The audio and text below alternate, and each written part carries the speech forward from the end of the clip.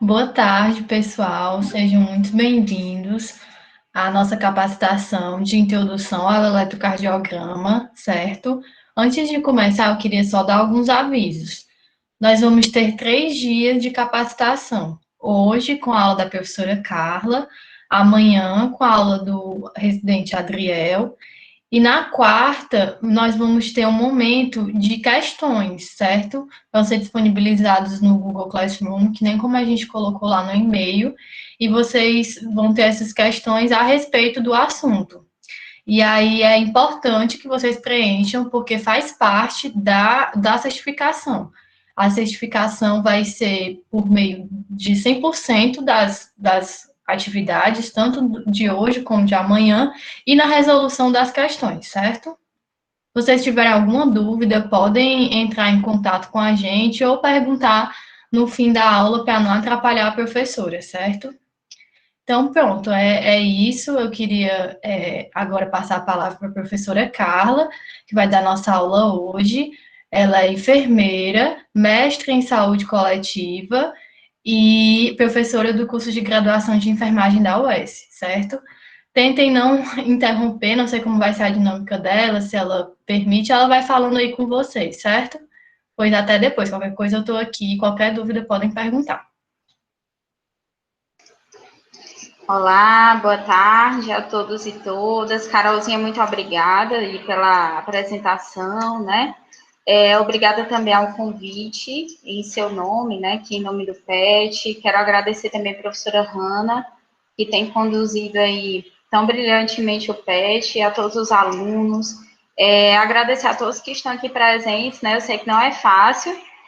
Um dia de semana vocês tirarem aí para tá com a gente juntos, né, nessa capacitação. Já vi aqui algumas carinhas conhecidas, apesar de ninguém ligar a câmera, como sempre, né, todo mundo com vergonha.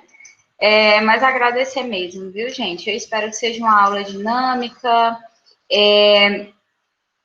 Quanto a perguntas, eu não tenho problemas, tá? Se ao longo das explicações alguém quiser comentar algo, quiser acrescentar, né? Estamos todos aqui, ninguém sabe tudo, né? Ninguém domina tudo, mas estamos aqui para a gente conversar um pouquinho sobre introdução ao ECG, tá? Só um instantinho que eu vou colocar aqui minha tela para vocês. Pronto, enquanto a prof está projetando, outra coisa que eu esqueci de comentar, a frequência vai ser por um formulário, certo? Que a gente vai enviar no chat ao decorrer da aula. Só isso mesmo. Ok. Vocês estão conseguindo ver direitinho, enxergar direitinho os slides? Estão me ouvindo bem? Sim, prof, tá ótimo.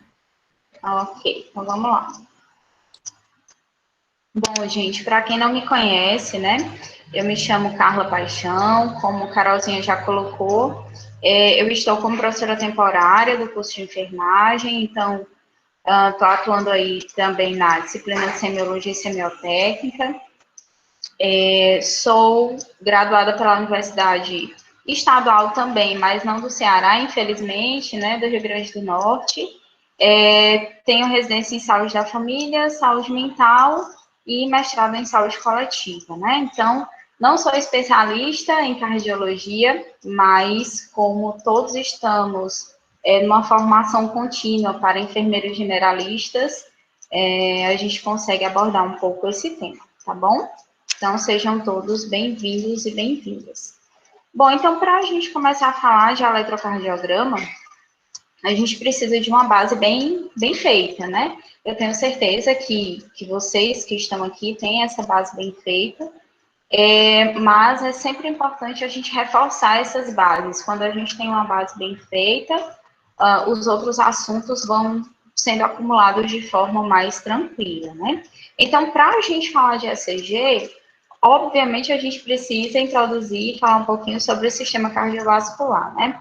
Então, o sistema cardiovascular é um dos sistemas que confere vitalidade ao ser humano, é através dele que a gente consegue ter veículos e vias de acesso que levam sangue, derivados, nutrição, oxigenação e também a gente consegue ter uma limpeza, digamos assim, né? Um retorno dos restos metabólicos. Então, o sistema cardiovascular, ele basicamente é feito com veículos, né? Com um veículo e com vias de acesso, tá?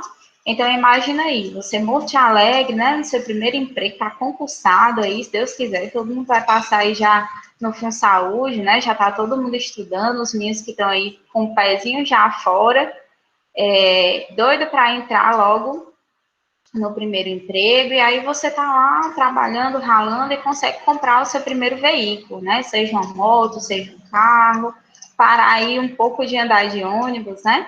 Ter um pouquinho mais de conforto, e aí tá lá, você tá no seu veículo, né? Beleza, e cadê o acesso? Onde estão as vias de acesso, né? Não adianta você ter um carro do ano, carro bem novinho, e não ter uma via de acesso contígua, uma via de acesso boa, né?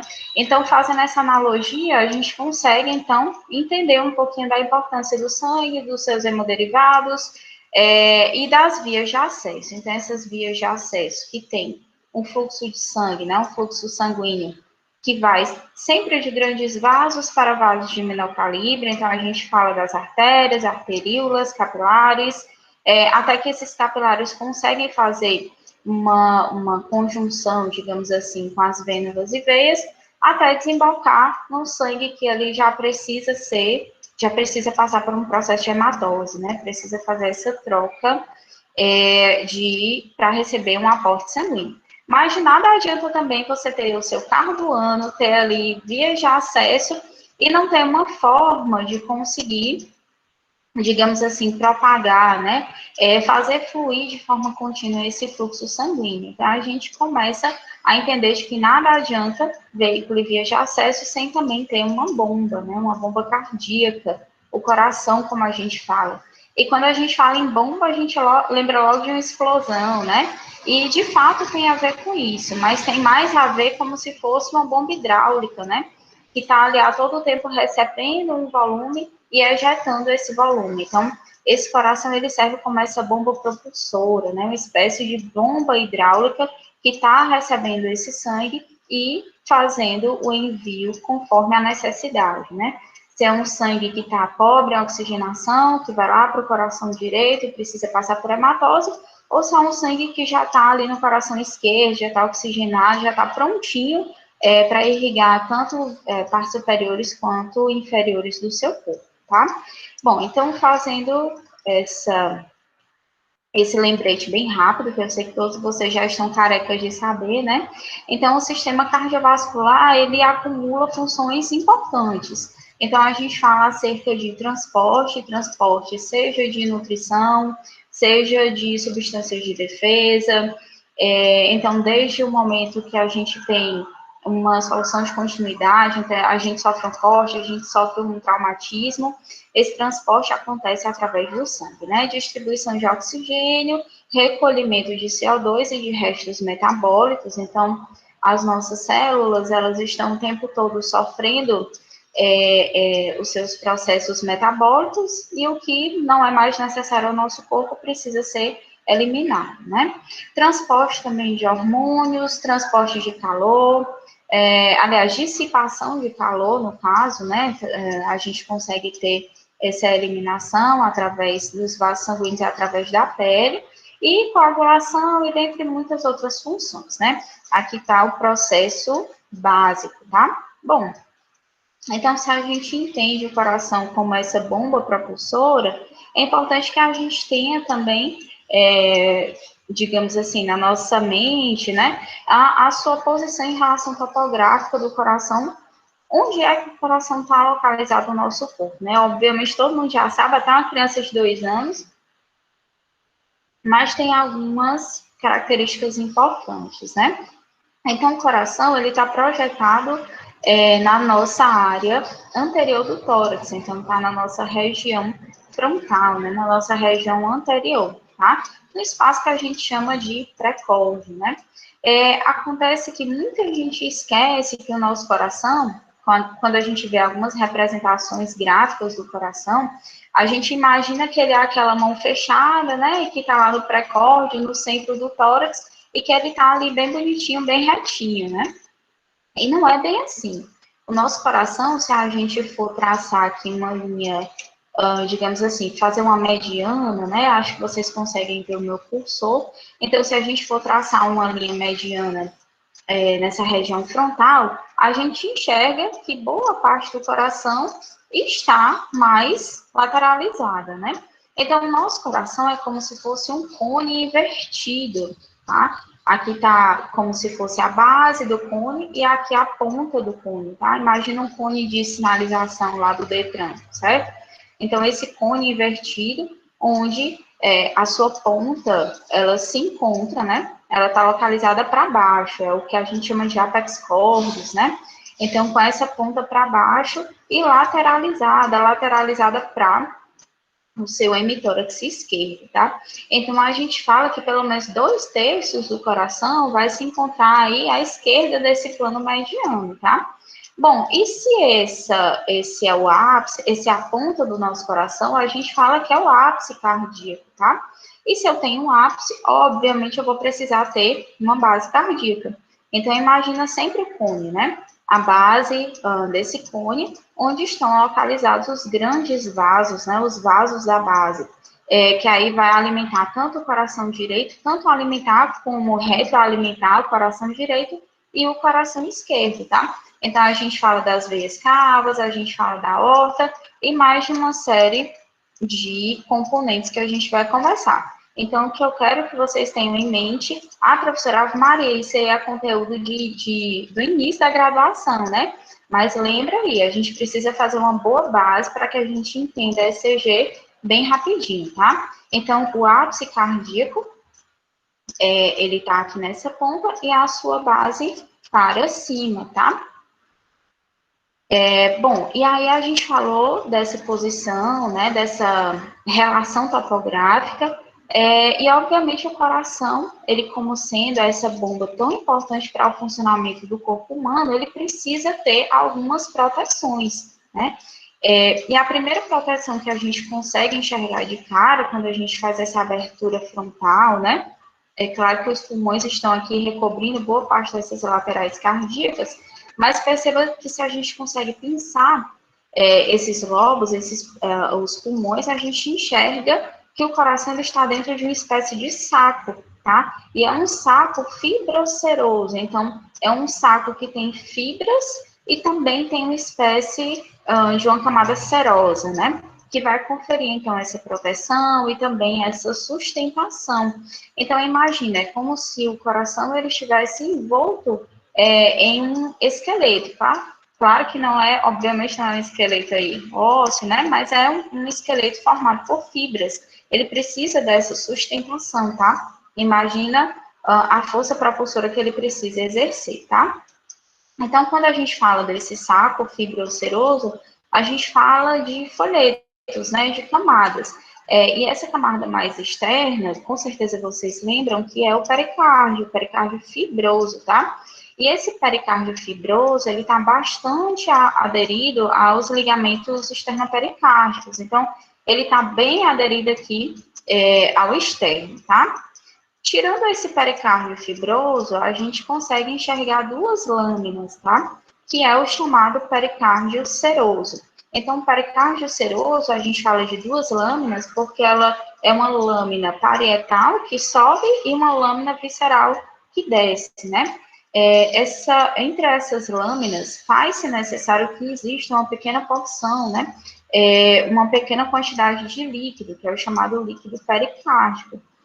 Qual a influência desse líquido para o batimento cardíaco? É essencial, né? É através do líquido pericárdico que a gente consegue ter, então, que o coração consegue ter uma mobilidade mais facilitada e consegue ter esse deslizamento, né?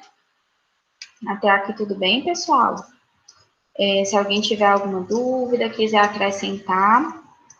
Bom, e quando a gente fala desse líquido pericárdico, né, é importante lembrar do chamado tamponamento cardíaco, né? Esse líquido pericárdico, ele tem um volume ótimo, tá? E se esse volume, por algum motivo, está aumentado, seja em decorrência de uma infecção desse folheto, ou seja mesmo de um derrame, um extravasamento de sangue para dentro dessa espécie de bolsa, vamos dizer assim, vocês entendem que o coração não consegue bombear, não consegue ter força suficiente, o espaço dele fica reduzido, tá? E aí o que acontece? O chamado tamponamento cardíaco, né? E o tamponamento cardíaco, ele vai se apresentar para a gente com aquela famosa tríade de Beck.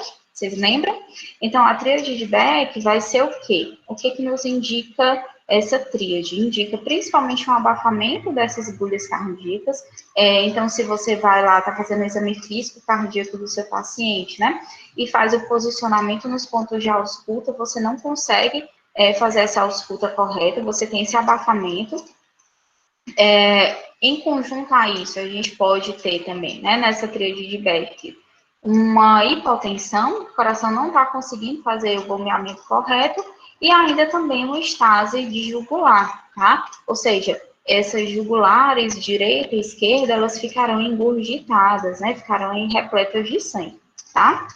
Bom, beleza, professora. Isso aí tudinho eu já domino, né? Ótimo, então vamos seguir, tá? E ainda falando sobre posição e relação topográfica, como eu já me adiantei, né? Se a gente traça aqui uma linha mediana, se a gente divide essa caixa torácica em direita e esquerda, a gente consegue, então, observar essa projeção lateral, tá? Essa projeção lateral do coração.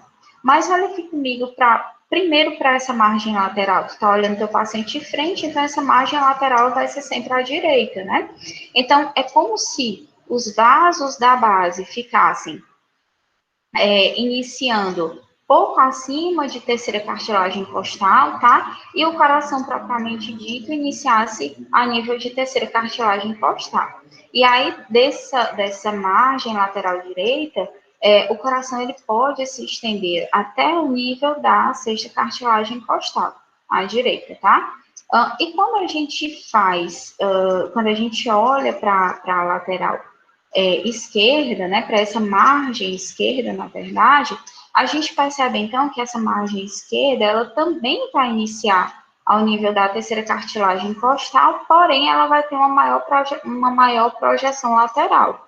Essa maior projeção lateral, ela vai variar de acordo com a idade do indivíduo, né, de acordo também com o porte físico desse indivíduo, mas aproximadamente mais ou menos 3 centímetros pode acontecer dessa projeção lateral, certo? E aí o coração, então, vem até o nível aqui, nessa ponta, né? Nesse ápice cardíaco até o nível do quinto espaço intercostal, né? Então, é aqui que a gente consegue fazer aquela palpação do ictus cordis, né? E aí vem até o nível da linha média clavicular, né? Da linha M clavicular, tá? Então, no quinto espaço intercostal, na linha M clavicular. Beleza, professora, isso aí eu já estou sabendo. Ok, então vamos seguir. Se tiver alguma dúvida, tá? Bom, e aí entendendo já essa posição cardíaca, tá? É importante que a gente lembre dos dermatófagos, né? Que é as zonas de dor visceral, tá?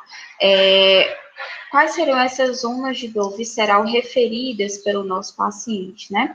Essas zonas de dor visceral referida cardíaca. Essa inervação cardíaca não consegue dizer para o paciente exatamente onde é que está localizada essa dor. Por isso que a dor cardíaca, né, quando a gente tem uma angina, seja ela instável ou estável, o paciente não consegue dizer ao certo onde é a dor, mas ele consegue dizer se é uma dor irradiada e para qual é a região que está sendo irradiada essa dor, tá? Então, se chega um paciente lá na unidade de pronto atendimento e você está, enquanto enfermeiro, fazendo esse primeiro atendimento, né? Então, é importante que você lembre dessa aula, tá? Das zonas de dor visceral referida e cardíaca. Com certeza, se você pega também uma equipe bem atenta, aqui você vai precisar fazer um eletrocardiograma desse paciente, né? Para entender que se essa zona de dor que o paciente está referindo, de fato, está já com alguma alteração estraçada e onde é que essa alteração de traçado está se apresentando, tá? Então, essa zona de dor visceral, ela pode ser desde a raiz do pescoço, né, até para a região, se expandir para a região precordial, seguir para o ombro esquerdo e parte interna do membro superior esquerdo, certo? A clavícula aqui do lado esquerdo, né, também fica afetado, o paciente também é referidor, obviamente, nessa região frontal, né, e é importante que você entenda essa localização. Bom, entendido isso, beleza, você já consegue situar aqui, se a gente fizer um corte, né, nesse paciente, se fizer um corte longitudinal nesse desenho, você já consegue identificar, então, que o coração, ele tem 4 cavidades, né, assim? E aí, essas cavidades, então, elas têm posições diferentes, obviamente, devido a essa lateralização do coração, né? E também tem, digamos assim, características inerentes. Então, o coração está localizado entre pleuras, né? Está ali protegido pelas pleuras direita e esquerda, pelas pleuras pulmonares, na região de mediastina, né? Então, ele tem 4 cavidades, sendo 2 átrios e 2 ventrículos. Se você observa aqui nessa imagem, nesse desenho, os ventrículos, eles têm uma característica muito diferente da sua musculatura em relação aos átrios, tá? Os átrios, ele representou aqui nessa coloração mais esbranquiçada, mais cinza, né? Então, aqui está o átrio direito, né? E aqui nessa porção, o átrio esquerdo. E os ventrículos, perceba o tamanho da musculatura que foi desenhado, né? Então, você já consegue ter uma ideia que a musculatura atrial, ela vai ser ligeiramente diferenciada da musculatura ventricular, tá? Ligeiramente diferenciada. A gente vai ver um pouco mais à frente essas diferenças. Eu quero que vocês percebam também a localização esofágica, né? A localização do esôfago. Por que alguns pacientes também chegam na emergência quando traz essa dor referida, né? Também reclamam muito dessa queimação, desse desconforto na região esofágica, né? E aí a gente fica lá nessa dúvida, putz, mas será que de fato pode ser um IAM, né? Será que a gente está de frente a um IAM ou mesmo alguma alteração esofágica, né? Porque há uma correlação, tá? De localização mesmo, né? Eles estão bem próximos e essa dor visceral, ela é confundida muitas vezes, né? Bom, beleza, tudo bem. E aí, se a gente fala de algumas estruturas anatômicas, e a gente já observou essa ligeira diferença. Alguém quer perguntar alguma coisa? Não, acho que é só um mau contato aqui, estava ouvindo um barulhinho. Então, a gente tem essa ligeira diferença entre átrios e ventrículos, né? E aí, o átrio direito, a gente observa essas duas desembocaduras, né, das veias cavas, né, tanto da veia cava superior quanto da veia cava inferior. Então, essa veia cava superior que vem trazendo esse sangue aí que está pobre em oxigênio, está bastante rico em CO2, necessitando urgentemente de uma troca gasosa, a gente entende que a veia cava superior vem fazendo essa drenagem de regiões superiores, então cabeça, pescoço, também os membros superiores, enquanto a veia cava bastante calibrosa, né? A veia cava inferior vem trazendo essa drenagem da parte de baixo, digamos assim, né, do corpo. Então, de membros inferiores, de abdômen, de tórax, e vem desembocando, digamos assim, tudo nesse átrio direito, tá? Então, a gente fala de átrio direito, vamos dar uma olhadinha aqui em átrio esquerdo, tá? Bom, o átrio esquerdo, ele também recebe uma desembocadura, mas aí no caso já é de um sangue que já sofreu uma hematose, né? Então, as veias pulmonares vêm desembocando esse sangue no átrio esquerdo, então tem pulmonares superiores e inferiores, e esse sangue aqui já está nessa, digamos aqui, nessa representação bem vermelha, né? Já está bastante oxigenado. Beleza, professora, tranquilo. Até aí, tudo tranquilo, né? E aí, lembra lá, então, do ventrículo direito. Qual vai ser o papel do ventrículo direito? O átrio direito, então, vai receber essa desembocadura, essa drenagem, né, de sangue levemente azulado, que vai desembocar lá no ventrículo direito. O ventrículo direito, ele vai ter que ter uma musculatura mais desenvolvida, porque ele vai precisar fazer um papel de contração, né? Então, essa contração, que a gente conhece como a sístole, né? A sístole ventricular, ela vai precisar ter mais força para conseguir fazer esse sangue subir. E esse sangue vai subir lá pelo tronco pulmonar, vocês estão vendo aqui o tronco pulmonar, né? Mais arroxeado também, para desembocar nas artérias pulmonares, tá? Então, perceba todo o desenho desse coração direito e agora vamos terminar o desenho do coração esquerdo, tá? Nessas estruturas anatômicas. Então, beleza, eu já falei sobre o átrio esquerdo, né? Que o sangue já passou pela hematose, já voltou para o átrio esquerdo e ele precisa descer para esse ventrículo esquerdo. Ora, descer é mais de boa, né? E aí, além de descer, o ventrículo esquerdo ele vai precisar fazer essa força de injeção, né? De ejeção. Então, o ventrículo esquerdo, ele é aí, digamos que a musculatura mais desenvolvida de todo o coração, porque ele vai desenvolver uma fração de ejeção, tá? E aí, essa desembocadura do ventrículo esquerdo vai para a artéria aorta e dos seus ramos, né? Aí vai para todo o corpo. Lembra que o coração, obviamente, ele também precisa ser alimentado, tá? Então, as artérias coronárias, né, direita e esquerda, em todos os seus ramos, é que vai fazer essa irrigação do músculo miocárdico, né? Bom, e aí eu falei sobre essas estruturas, mas eu não comentei sobre as válvulas, né? Vocês lembram dessas ligações entre átrios e ventrículos, né? E de ventrículos para o corpo. Então, vamos lá. A gente tem, para desembocar, tanto do coração direito quanto do coração esquerdo, uma série de cúspides, tá? Então, cada cúspide dessa semilunar vai formar uma válvula, tá? As pessoas têm, às vezes, acham que é sinônimo, né? A cúspide com válvula, então, as válvulas semilunares, elas são formadas por conjuntos de cúspides, tá? Que aí vai fazer essa ejeção tanto do coração direito quanto do coração esquerdo, né? Então, a gente tem as semilunares que vão para a válvula pulmonar e as semilunares que vão para a válvula aórtica, né?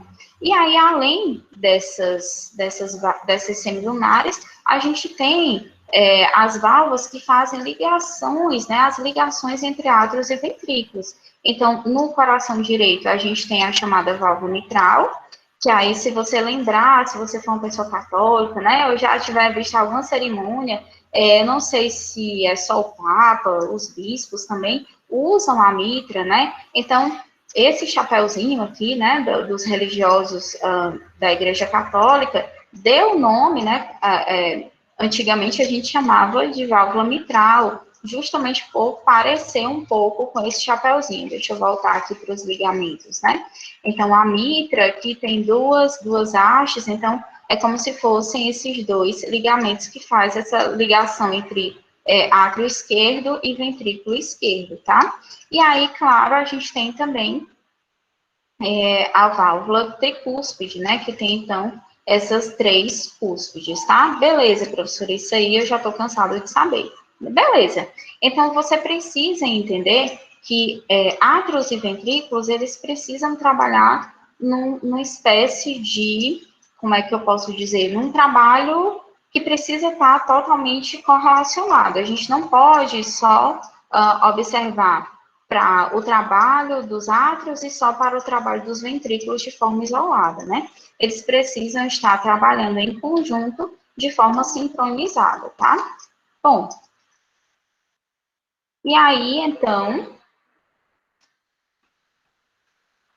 a gente entende o processo de pequena e de grande circulação, né?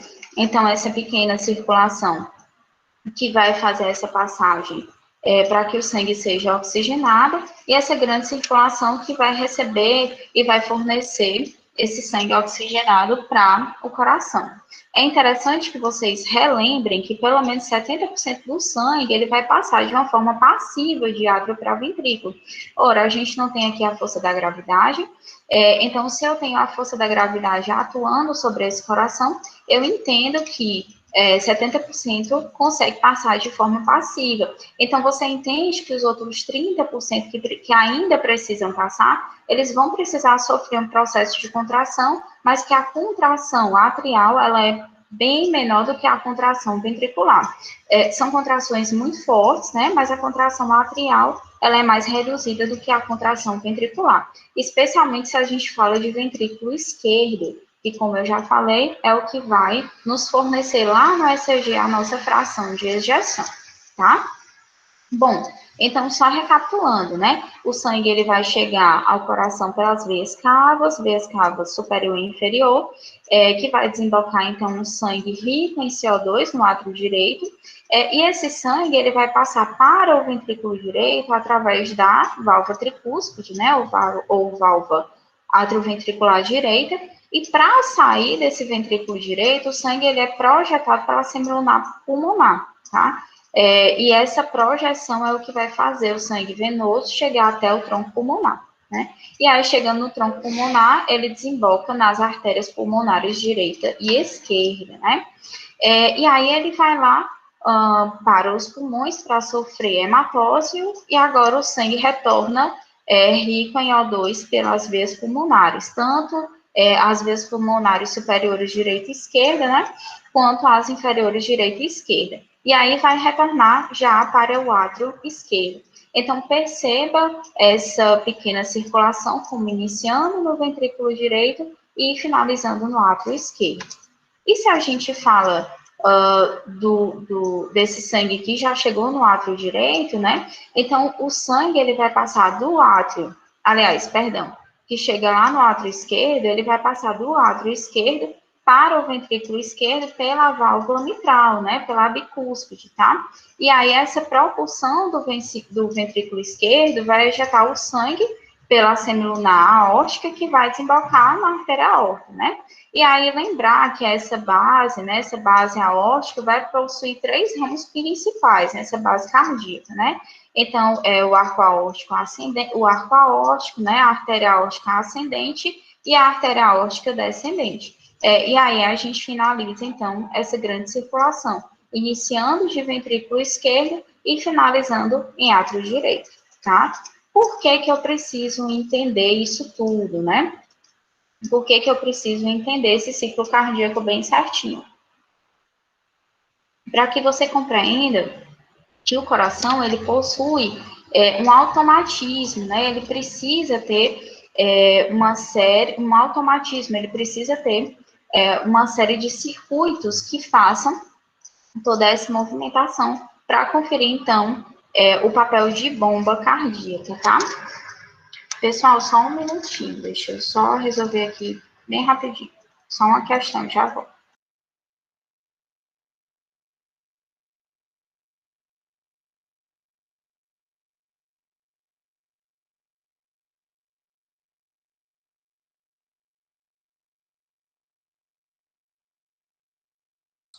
Professora? Pronto, pessoal, retornei. Home office é isso mesmo, viu? Pronto, foi só ajeitar ali uma porta que estava batendo. Pronto, retornando. Vocês estão conseguindo enxergar direitinho? Tá tudo certo, Carol? Tá sim. É porque na Beleza. mesma hora que a senhora foi fechar a porta, eu fui perguntar o que é que minha mãe estava me chamando, aí eu pensei assim, vale, Sim. A professora caiu, mas foi só Não, uma tranquilo. pausa, né? Pronto, desculpa aí, pessoal, já retornando aqui, tá? Então, entendendo esse ciclo cardíaco, né, de coração direito e esquerdo, aí a gente se depara com aquela musiquinha lá da Marisa Monte. Vocês são muito novinhos, talvez conheçam muito de longe, né? Mas quando ela fala assim, que o meu coração é um músculo involuntário e ele pulsa por você, né? Não querendo aí desfazer. Eu não consigo ver o chat, Carol. Se tiver alguma pergunta no chat, tá? Pode fazer. Certo, eu vou falando aqui, se aparecer. Tá bom.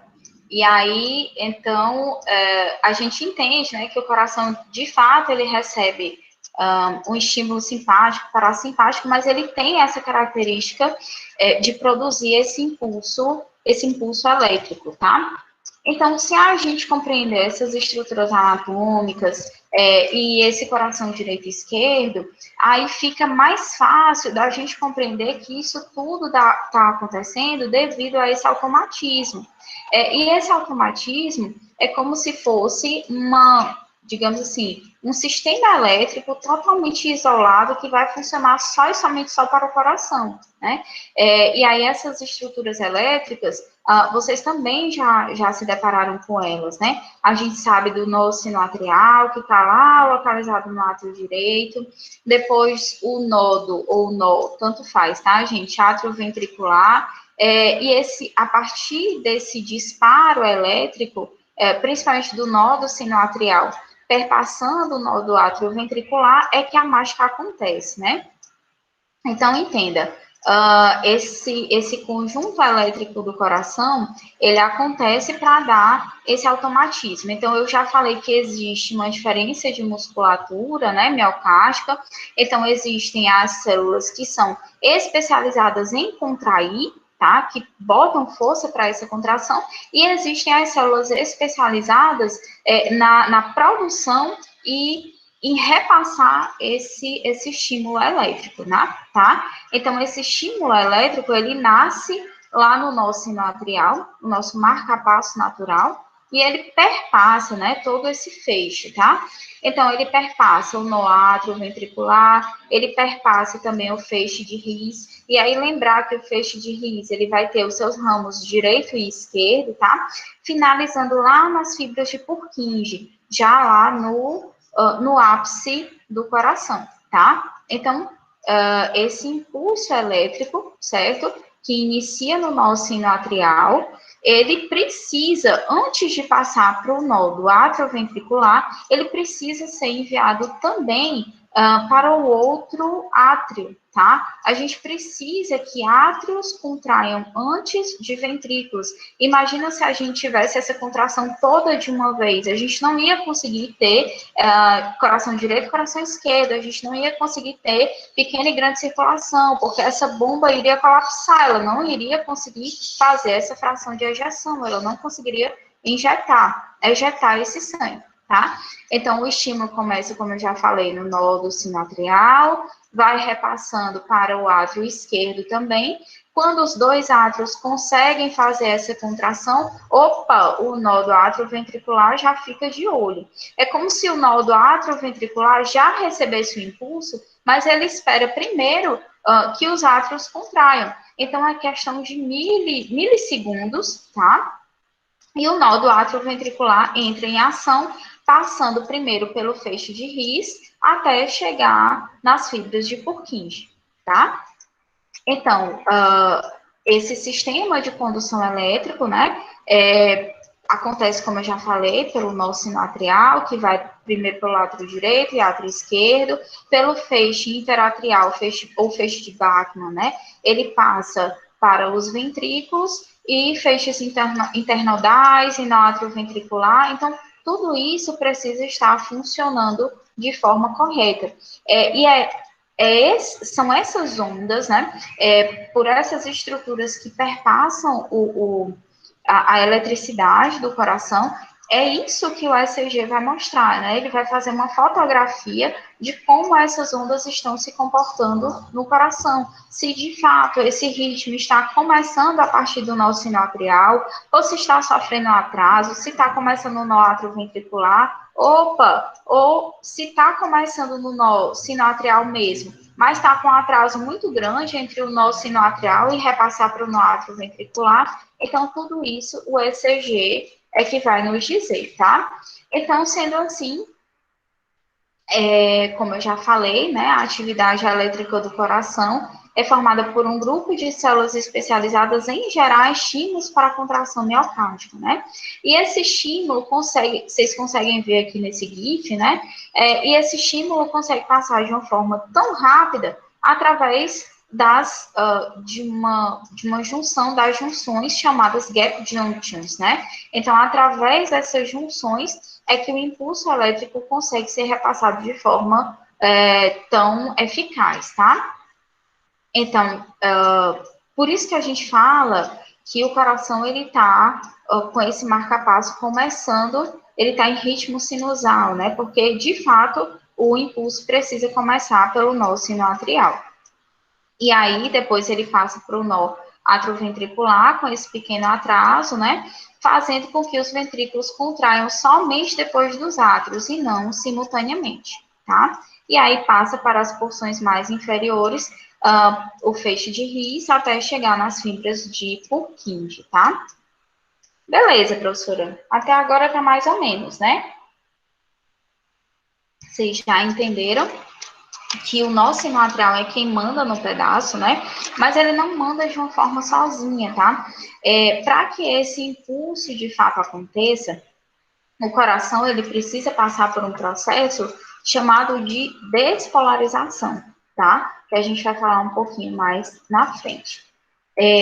Bom, então o nó do átrio ventricular ele é aquele segundo espaço por onde vai passar esse impulso elétrico e ele precisa dar uma segurada, né, por milissegundos para que haja a onda de despolarização nos ventrículos. E essa onda de despolarização, ela vai começar nessa parte de baixo, depois que passa pelo nó do átrio ventricular, vai começar sempre do septo interventricular, tá? E é o septo interventricular que vai gerar a primeira onda que vai nos chamar a atenção, que é a onda Q, né? Na verdade, o complexo QRS, para quem já teve aí aula de ECG, né, para quem já teve alguma interação com ECG, o complexo QRS, ele diz respeito a toda essa porção ventricular, né? Então, esse impulso passa primeiro pelo septo interventricular, gerando a onda Q, ele segue e vai despolarizar as paredes laterais dos ventrículos,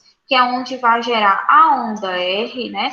Que a onda R vai ser a parte mais nobre desse traçado, tá? É ela que vai conferir, então, essa fração de ejeção e, por fim, esse impulso elétrico, ele vai sofrer, então, o bordo superior, as bordas superiores ventriculares vão sofrer essa despolarização, né?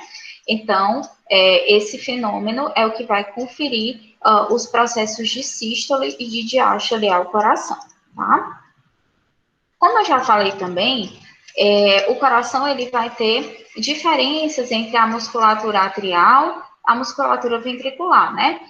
Algumas literaturas falam em 3 tipos principais de músculo, né? Mas se a gente for olhar na prática, a gente tem basicamente 2 tipos, tá? Que é a musculatura que vai contrair e aquela musculatura que vai passar impulso elétrico, tá? A musculatura que vai contrair, então, ela tá toda recobrindo átrios e ventrículos, né? E a musculatura que vai repassar esse impulso elétrico confere, então, às fibras especializadas, excitatórias e condutoras esse poder, né? Então, os tipos atrial e ventricular, eles vão se contrair quase como músculo esquelético, né? Obviamente não é como, é quase como.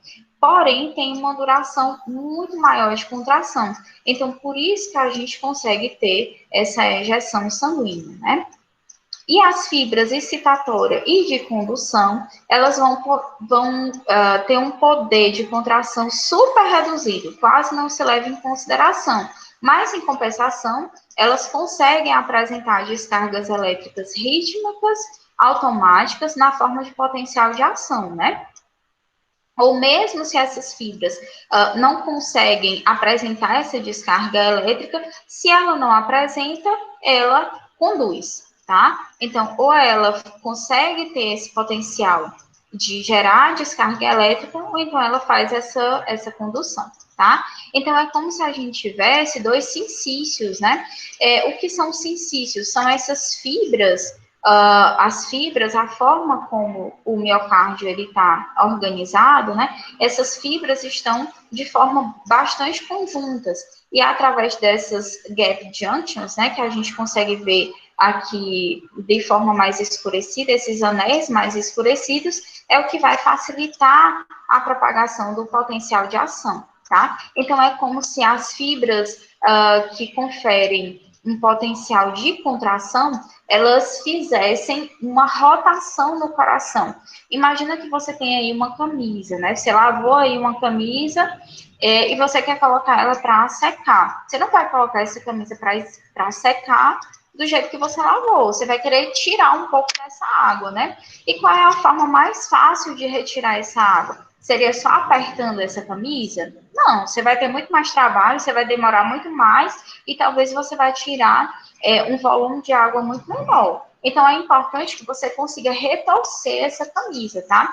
Então, é assim que funciona a musculatura, tanto atrial quanto ventricular. Mas se a gente fosse colocar aí, digamos, qual é o que possui maior potencial para conseguir fazer essa rotação, o ventrículo possui muito mais força para conseguir fazer essa torção do que o átrio, tá? Então, primeiro, o ventrículo consegue ter esse potencial maior, o átrio logo em seguida, e as fibras que conduzem o impulso elétrico não possuem quase nenhuma função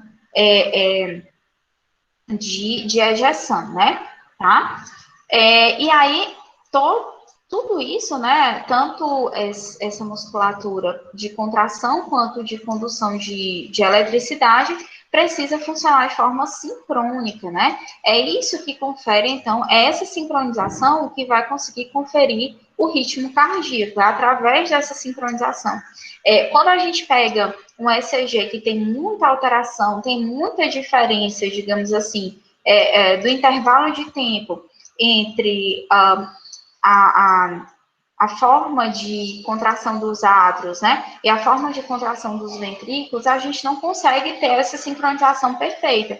Então, a gente precisa ter um olhar mais apurado, né?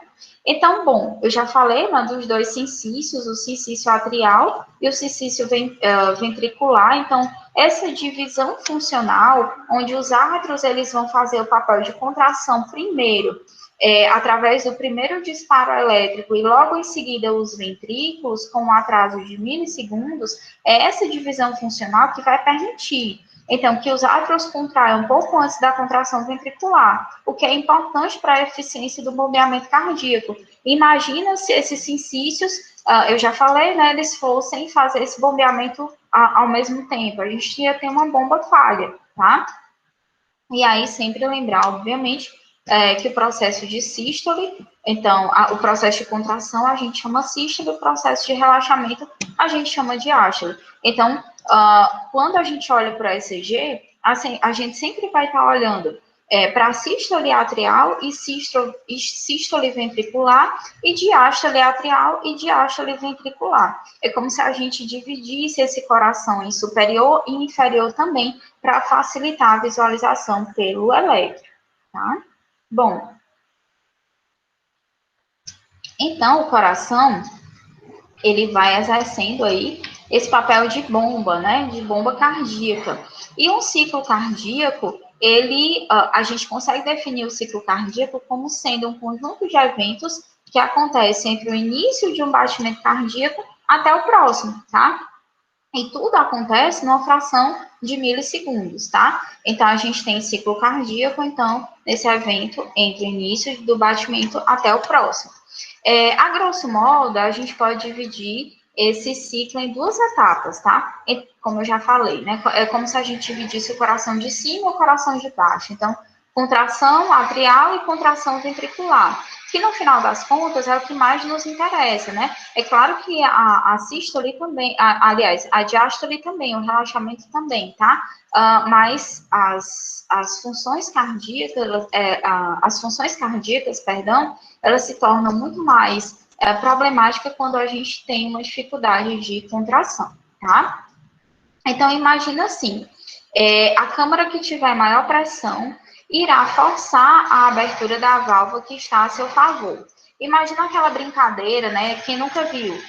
O povo colocando aí nos Instagram da vida, ou enfim, colocar uma garrafinha e pedir para outra pessoa enxergar algo dentro daquela garrafa com água, e quando a pessoa vai se aproximando, o sujeito aperta a garrafa, né? É mais ou menos essa analogia também. O coração, ele vai receber todo esse volume, tá? E essa câmara vai criando pressão, né? Vai tendo maior pressão. E quando ela consegue uma pressão suficiente, ela força a abertura da válvula que está a seu favor, tá? É como se ela estivesse abrindo uma porta, certo? Ou seja, se os átrios alcançarem uma pressão maior que a dos ventrículos, as válvulas atrioventriculares, elas se abrem, certo? Pois os ventrículos não vão conseguir impedir essa abertura da porta. É como se a gente tivesse aí uma galera, né? Tentando empurrar uma galera gigantesca num espaço pequeno, a pressão vai aumentando e só consegue empurrar, né? E aí, por isso que pelo menos 70% do sangue consegue passar de uma forma passiva, né? Justamente por essa força. Então, essa válvula atrioventricular, ela vai abrir nem com queira, né? Então, os ventrículos não conseguem impedir essa abertura da porta, pois os átrios estão abarrotados de sangue. E da mesma forma os ventrículos, né? E se os ventrículos tiverem mais pressão, essa pressão também vai ser que nem aquela garrafa, né? Que nem aquela squeeze que vai ser apertada. Se os ventrículos tiverem mais pressão, eles forçam o fechamento das válvulas atrioventriculares e também vão forçar a abertura das semilunares, né? Então, é como se essa pressão vedasse o que precisa ser vedado e abrisse o que precisa ser aberto, né? Então, é essa diferença de pressão, né? E aí, então, nos ventrículos, eles vão forçar a abertura das semilunares se alcançarem uma pressão maior do que o seu respectivo vaso, né?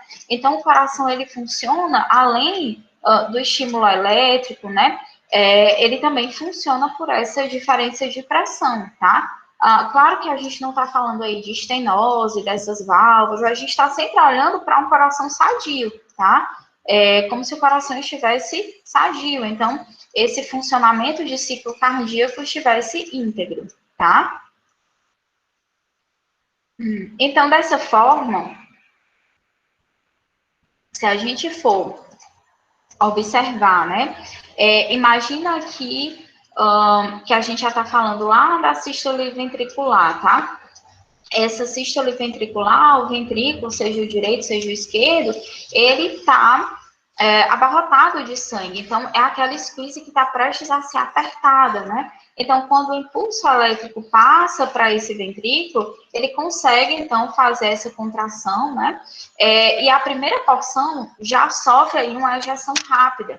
Então, se dos átrios para o ventrículo, 70% desse sangue consegue passar de forma passiva, e o átrio, ele sofre o processo de contração para tentar passar os 30% finais, os ventrículos, eles já vão conseguir ter uma força muito maior e conseguem ejetar já 70% desse volume, né? Então, olha aqui para essa primeira setinha, tá? Vamos pegar como se fosse o ventrículo esquerdo. Ele já sofreu essa primeira contração e 70% do volume já foi embora, né? Já conseguiu aí passar para a aorta, tá? Mas ainda ficou os 30%. E esses 30% também consegue passar através da inércia. Lembra da força de inércia? Que tudo que está em movimento tende a ficar em movimento, né? Então, se eu fiz uma pressão muito forte, esse sangue conseguiu romper essa barreira da semilunar e já desembocou no vaso, os 30% eles vão junto também. Por que eu falo desses 30%? Porque é tudo muito rápido.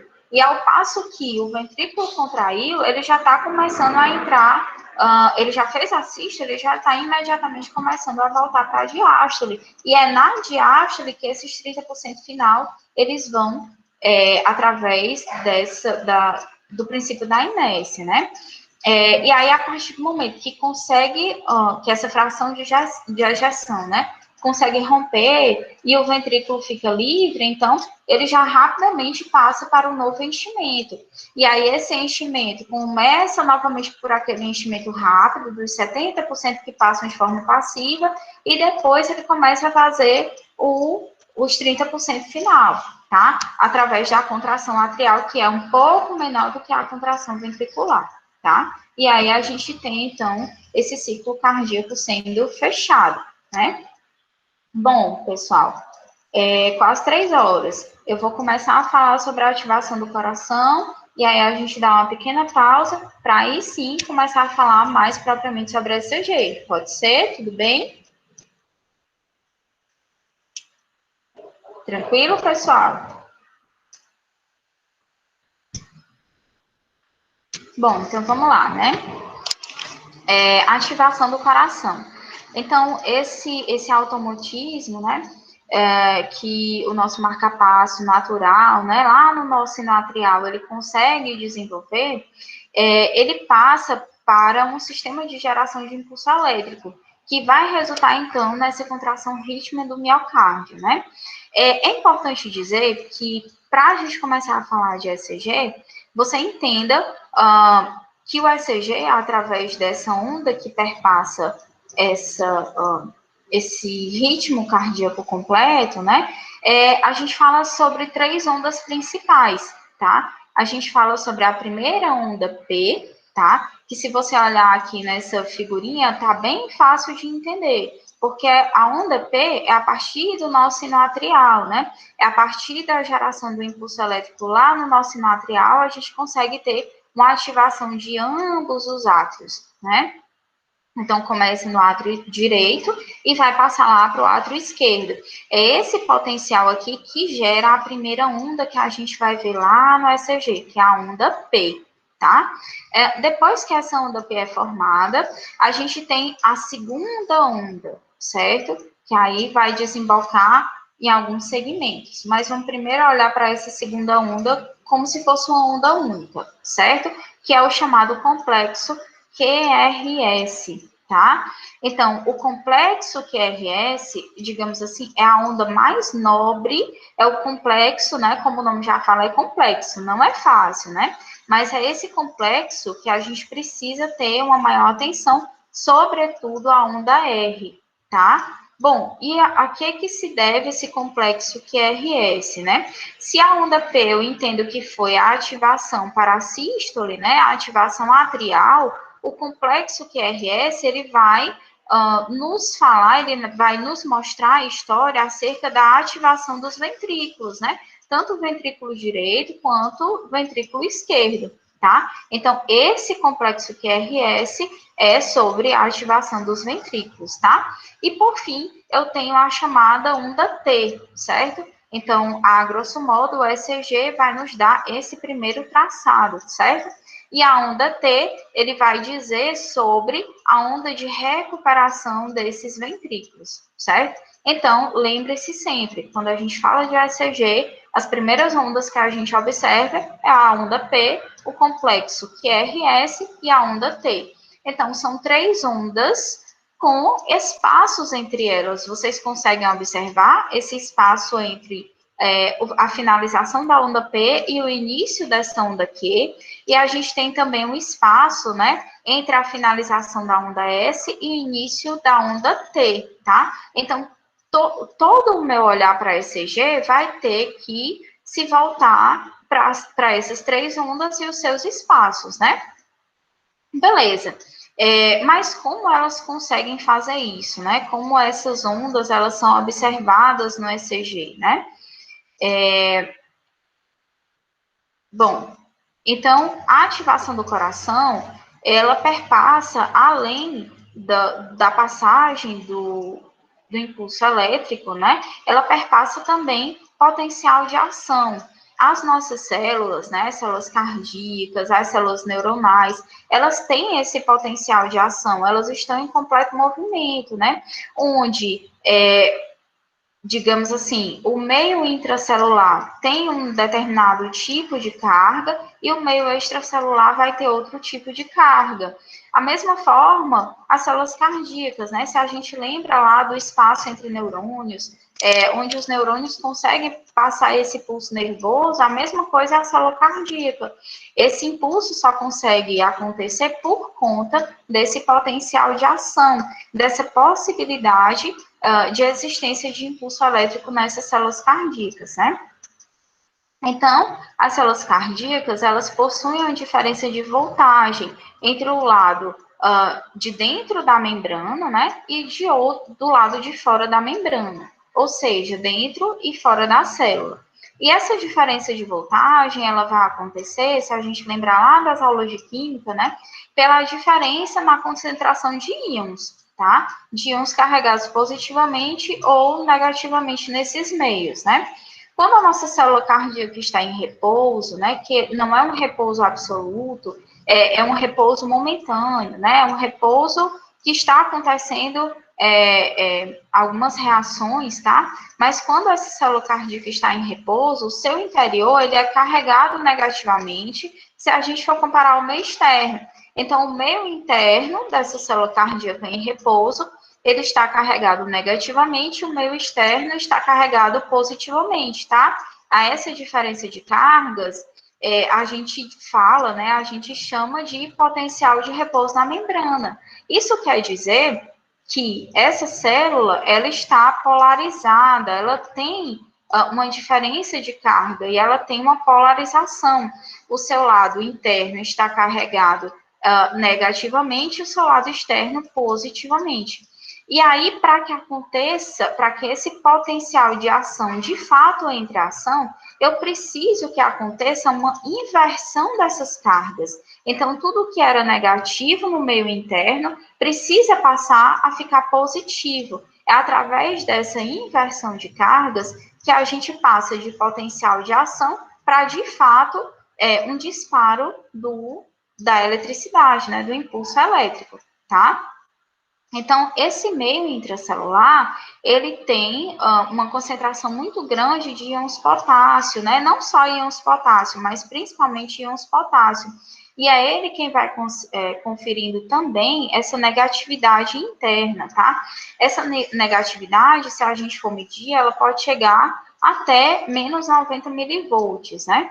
E aí, quando o tecido miocárdico, ele sofre, ele é adequadamente estimulado, lembra lá da condução que eu morri de falar, né, no nosso sino atrial, que vocês já estavam cansados, né? Mas quando esse disparo acontece, essa polarização consegue aliás, o que estava polarizado vai sofrer um processo de despolarização, então de inversão de cargas, tá? Então, é através da condução do nosso sino atrial que esse potencial vai sofrer uma rápida, porém transitória, alteração chamada de potencial de ação. Esse potencial de ação, meu povo, foi primeiramente registrado lá na década de 50, né? E até hoje a gente se baseia para estudar ECG nesse potencial de ação. Então, é bem simples, é uma inversão de cargas. O que estava negativo passa a ser positivo e o que estava positivo passa a ser negativo. Isso precisa acontecer para que o impulso elétrico consiga ser repassado, tá? Então, minha gente, é como se o potencial de ação ele fosse dividido em fases, tá? Inicialmente, as células miocárdicas, elas estão em repouso, só que não é um repouso absoluto. Esse repouso, mesmo nesse repouso, onde não há passagem de impulso elétrico, essa célula já está perdendo um pouquinho aí de potássio para o meio externo, mas é muito pouco, certo? Mas quando acontece lá digamos assim, o disparo no nosso sino atrial, o que estava em repouso vai sofrendo uma abrupta elevação. O que estava saindo aos poucos, que era potássio, vai receber também um sódio para dentro e vai começando a ficar positivo, né? E aí o que estava em repouso, opa, recebi descarga elétrica, eu preciso inverter, né? Então, essa passagem do impulso elétrico para dentro da célula permite, então, a abertura de canais sódio, né, canais cálcio, o que vai deixar esse meio intracelular menos negativo, tá? Não é que ele vai ficar totalmente positivo, mas ele vai ficar menos negativo. E isso vai induzir a despolarização dessa célula. Então, para que o impulso elétrico passe célula a célula, cada célula vai sofrendo esse processo de despolarização. Ela estava polarizada, então cargas positivas e cargas negativas, bem separadinhas, e aí ele sofre um processo de inversão, despolarização. E é isso que consegue é essa inversão de cargas que consegue fazer esse disparo elétrico, do impulso elétrico, né? E é essa inversão de cargas que vai promover a sístole, tá? E ao mesmo tempo, a gente vê, além da entrada de sódio, além da entrada de cálcio, né? Mais íons potássio vão saindo para o meio intracelular. Mas a gente não pode deixar não é que a gente possa, né? Essa célula, ela não pode ficar despolarizada, ela precisa voltar para o seu potencial de repouso. Então, ela precisa retornar, digamos assim, ao repouso inicial. Então, para uma célula que estava polarizada, sofreu despolarização e volte, né, a ser repolarizada, a gente tem, então, aí a bomba de sódio e potássio entrando em ação, né, gastando ATP e restaurando as concentrações de íon, gerando a repolarização, né, o que vai permitir, então, que essa célula retorne ao seu repouso. Então, perceba que tudo precisa estar numa sincronicidade, né?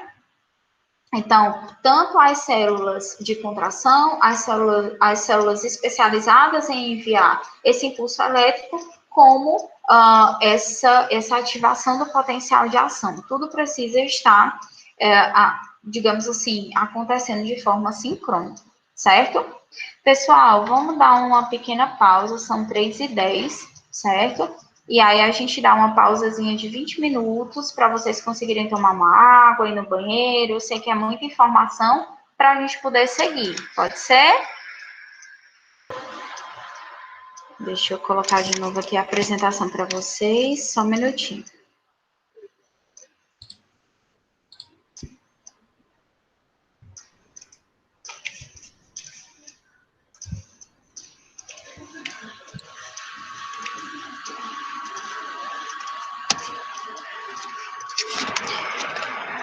Pronto, gente. Bom, então, a gente estava falando, né, acerca do potencial de ação, né, o quanto ele precisa acontecer em conjunto com as fibras, né, de excitabilidade, com o sistema excitocondutor, tá? E aí, a partir desse conjunto de acontecimentos, a gente tem, então, a sístole e diástole, e a gente tem os traçados, né, as ondas que esse processo de sístole e diástole vai nos apresentar. Então, como a gente viu na fase 2, esse sistema excitocondutor ele vai gerar uma corrente elétrica, né?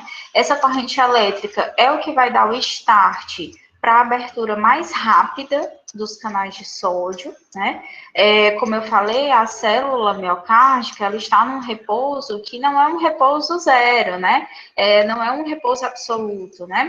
É um repouso relativo, como a gente chama. Então, normalmente, ela já vai mesmo perdendo alguns íons, principalmente potássio, para o meio externo, mas é a partir do impulso elétrico que isso se torna de forma mais acelerada e aí a gente consegue ter o processo de sístole atrial, sístole ventricular e aí, por fim, as diástoles, né? Então, o que estava polarizado, a gente já viu que o meio fora da célula, né, tinha uma carga diferente do meio intracelular, e aí o que estava polarizado vai se despolarizar, então vai trocar esse sinal, e é isso que vai levar à sístole atrial. E aí, por um processo de bomba sódio de potássio, o que estava despolarizado rapidamente vai se repolarizar para novamente entrar na fase zero, né, ou fase de repouso relativo. Bom, mas como a gente viu também, deixa eu mostrar novamente aqui, ó, nessa imagem, né, a partir do nó sinoatrial, o primeiro processo vai ser a ativação de átrios, ambos os átrios. E aí, se eu tenho essa primeira ativação de átrios, obviamente a primeira onda que a gente vai conseguir enxergar é justamente sobre essa despolarização atrial, né? Ou seja, sobre essa contração atrial. Então, a onda P no nosso traçado, ela vai se referir a essa contração atrial. Lembra que eu falei que a contração atrial ela vai ser menor do que a contração ventricular? Então, no traçado fica muito mais fácil a gente enxergar Porque quando a gente fala de contração ventricular, a gente fala de complexo QRS. Olha só a altura dessa onda R se a gente for comparar com a onda P, tá? Então, a onda P se refere à despolarização atrial. Professora, mas a gente tem 2 átrios, né? E aí, como é que a gente vai enxergar nesse traçado?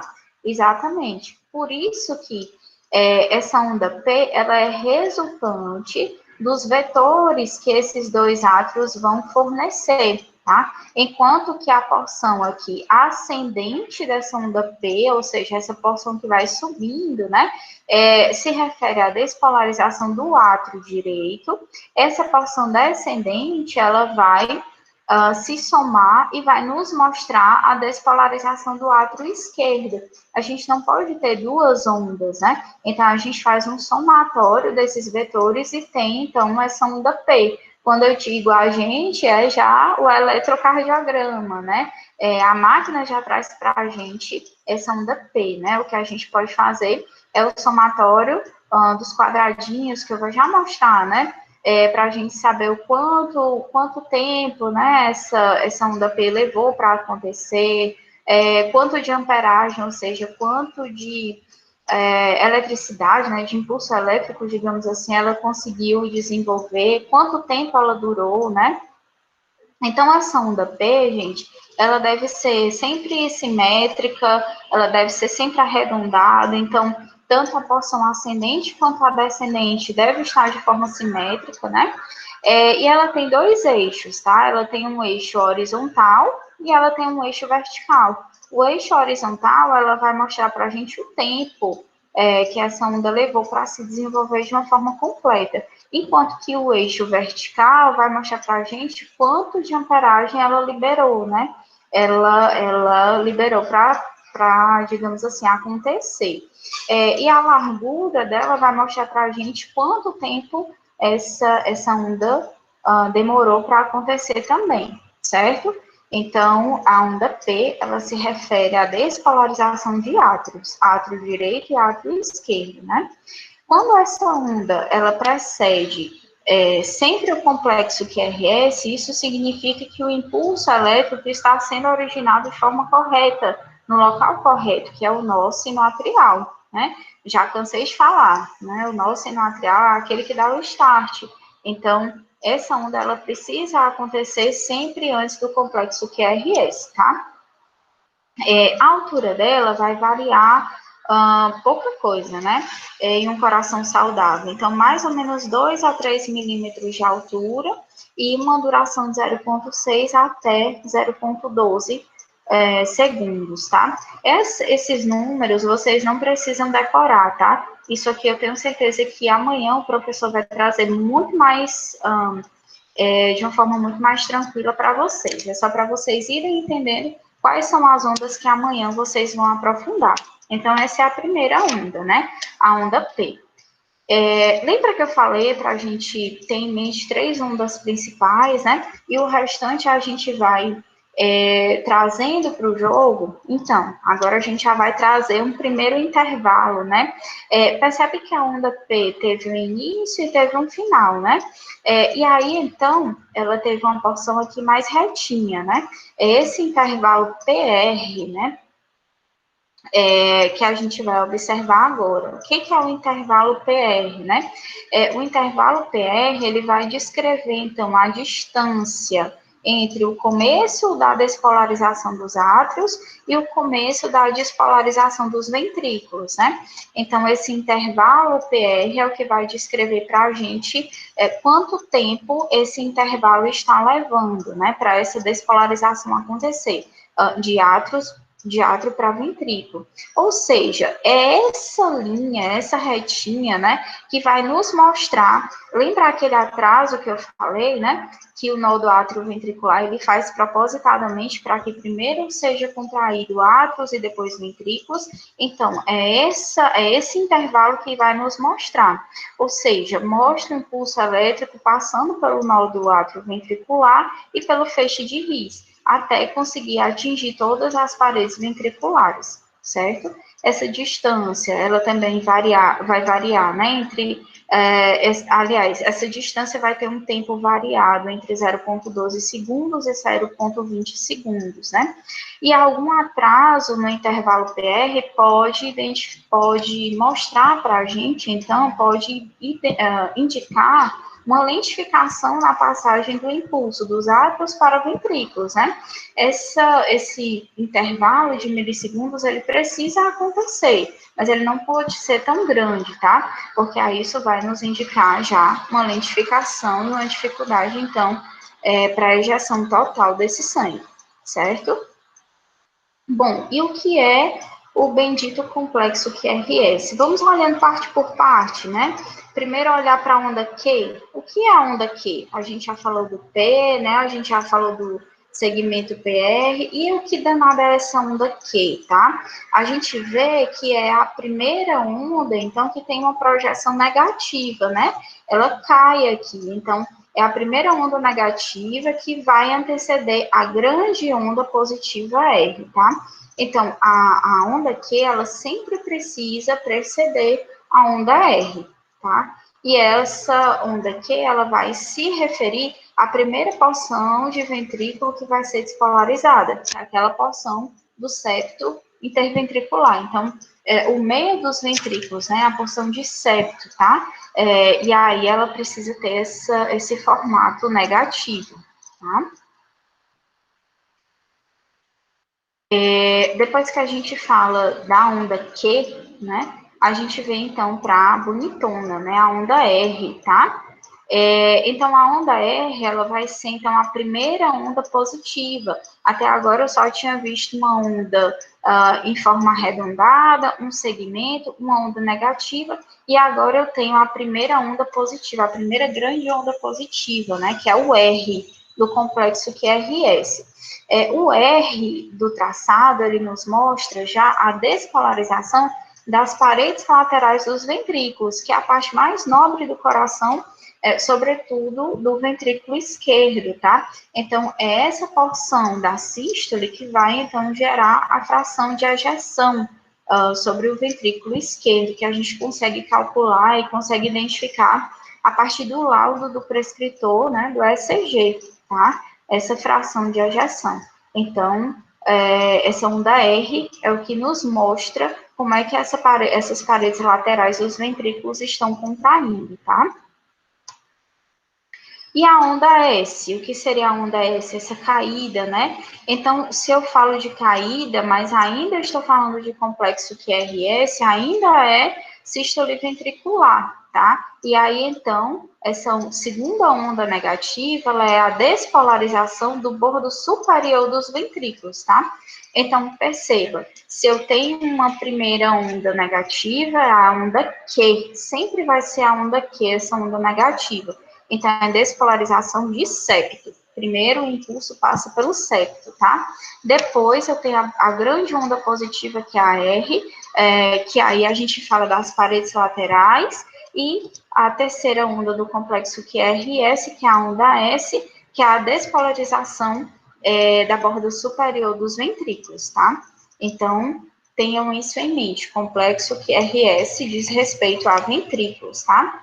E aí, o complexo QRS, por si só, ele vai ter uma altura que pode variar entre 3 e 5 milímetros, né? E uma duração de tempo aproximada de 0,06 segundos a 0,10 segundos, né? E aí, o que a gente precisa entender? Que esse alargamento, um tempo maior do que 0,10 segundos, vai indicar um alargamento. Vocês conseguem entender? Desse complexo QRS. E aí, esse alargamento também pode nos indicar uma lentificação na condução do impulso elétrico por todo o ventrículo. Se eu entendo que o Q refere a uma parte, o R a outra, o S a uma terceira, então está havendo alguma lentificação. Em qual porção essa lentificação está ocorrendo, né? Certo? E quando o QRS não é observado no ECG, isso vai nos indicar um problema grave, né? O chamado bloqueio atrioventricular está em curso, ou seja, o lançamento do impulso elétrico não está conseguindo chegar do nodo sinoatrial até o nodo atrioventricular, não está passando ou de um para outro, ou do nó do atrioventricular para o restante do ventrículo. Então, a gente tem um bloqueio atrioventricular, ou mesmo uma parada ventricular, tá? É uma situação grave, certo? Que precisa ser tratada de forma imediata, certo? Bom, eu falei do complexo QRS, e aí logo em seguida a gente vê outra retinha, né? Assim como o segmento BR, a gente tem outro segmento. Perceba que eu estou falando onda, eu estou falando segmento, eu estou falando complexo, né? Segmento vai ser sempre essa reta, tá? É o que liga uma onda à outra, certo? Então, esse próximo segmento, que é o segmento do final da onda S, né? Até o início da onda T. É o segmento ST. O que é esse segmento ST? Vai da onda S até a onda T e mostra o final da despolarização do ventrículo até a repolarização do ventrículo, certo? Então, é um momento que o ventrículo ele já vai começar a sofrer um certo relaxamento, ele já vai começar a fazer a sua repolarização, né? Então, esse segmento, quando ele está deslocado para cima ou para baixo, ele mostra os chamados desnivelamentos, né? Então, esse segmento ST, ele é muito importante, tá? Ele precisa estar sempre retinho. Se ele tem esse desnivelamento para cima ou para baixo, ele vai nos mostrar áreas de isquemia cardíaca, tá? E aí, quem nunca ouviu falar, né? Ele teve um infarto com supradesnivelamento de ST, ou com infradesnivelamento de ST, né? O que isso nos indica? É uma alteração, então, nesse segmento de traçado, do final da onda S até o início da onda T. Então, se é para baixo, a gente fala de um infradesnivelamento do segmento ST, tá? E aí, quando há essa porção de desnivelamento, a gente tem área de isquemia cardíaca em curso, tá? Então, pode ser aí pode ser não, com certeza, né? Deve ser um ramo de coronário obstruído, então o coração ele não está conseguindo ter totalmente o seu suprimento adequado, né? E aí, se eu coloquei aqui errado, viu, gente? Não é para baixo, é para cima, tá? E aí, se eu tenho para cima, eu tenho um supradesnivelamento de ST, né? E aí, o supradesnivelamento de ST, quando essa linha, ela se torna uma onda, né? Para cima, ela já nos indica lesão cardíaca, ou seja, já aconteceu necrose tecidual, tá? Aqui só o indicativo, certo? Bom, beleza. Saí de um segmento e eu tenho uma nova onda aqui. Vocês estão vendo? É maior do que a onda P, né? É a chamada onda T. A onda T, ela nos indica a repolarização de ventrículos, né? Então, ela vai estar se localizando após a onda S, né? E ela tem, assim, mais ou menos 0,5 milímetros de altura. É uma onda única, ela é assimétrica, né? Ela não, às vezes ela tem um lado maior do que o outro, mas o importante é que esse ápice dela ela precisa ser arredondado, tá? E essa isquemia miocárdica, que a gente pode ver aqui no segmento ST, vai ter também, vai se mostrar também, digamos assim, nesse traçado de onda T, certo? Então, a isquemia miocárdica, ela também modifica a onda T, certo? E, por fim, importante dizer, certo? Até o momento, de outro intervalo, que é o chamado intervalo QT, né? Então, o intervalo QT, ele se mostra como intervalo entre a despolarização do ventrículo até a repolarização do ventrículo. E esse intervalo, ele varia de acordo com a frequência cardíaca. Vai de aproximadamente 0,36 segundos a 0,44 segundos, certo? Professor, o que é mais importante que eu preciso ter em mente para fazer uma boa leitura de ECG? Primeiro, calma, né? Segundo, treino, certo? Mas principalmente entender o que é a onda P, o que é o complexo QRS e o que danado esse segmento ST, tá? É o suprassumo, certo? É claro que o intervalo PR você precisa saber, o intervalo QT, até a própria onda U, né? Que eu trouxe aqui só a título mesmo de curiosidade, mas principalmente onda P, complexo QRS e segmento ST, certo? E ainda tem um outro danado, que é o chamado intervalo RR, tá? Ora, se você já entendeu o que é o complexo QRS, você vai entender que R é essa maior onda positiva, né? Então, vai ser o intervalo vai ser a distância, né? O intervalo entre duas ondas R's, né? Mostra a distância entre as despolarizações dos ventrículos. Quando é que a gente observa esse intervalo RR? A gente observa principalmente para saber a distância entre contrações ventriculares, né? Elas devem ser equidistantes, ou seja, no mesmo traçado, eu preciso observar esse intervalo RR de forma regular. Ele não pode estar aumentado em uma linha, diminuído em outra, né? Isso não pode acontecer, eles devem ser equidistantes. Se não está, então isso nos mostra que o coração não está no ritmo correto, né? Está com alguma alteração rítmica, né? E a onda U? Gente, não arranque os cabelos da cabeça, vai dar tudo certo, viu? Por favor, fique aqui comigo. E a onda U, minha gente, ela pode ser observada no final da onda T, tá? E o que acontece? Essa onda U, ela nem sempre está presente, ela está mais presente, é mais comum, aliás, encontrar em atletas, em pessoas bradicárdicas, e quase nunca em crianças, certo? O que ela nos mostra? Essa onda U, ela é pequena, arredondada, geralmente de baixa frequência, e a amplitude é bem menor do que a T, né? Chega a alcançar só de 5 a 25% da amplitude que a onda T apresenta, né? E aí, então, ela é inversamente proporcional à frequência cardíaca.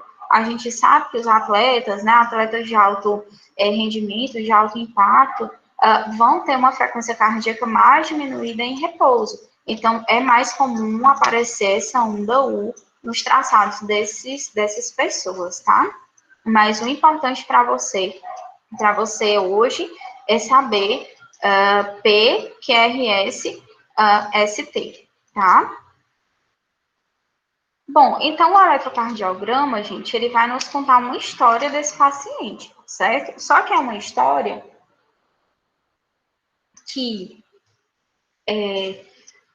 vai nos mostrar um retrato fidedigno do agora, desse coração desse paciente, mas tem possibilidade, sim, de trazer um olhar do passado, né? Principalmente quando a gente entende alguns segmentos, principalmente o segmento ST, a onda T, que vai estar alterado quando há sofrimento cardíaco, né? Então, existem alguns parâmetros que os prescritores que fazem o laudo desse eletrocardiograma vão nos indicar, né? Então, o laudo desse eletrocardiograma, ele deve conter frequência cardíaca, ou ritmo cardíaco, que não é fácil de calcular, né?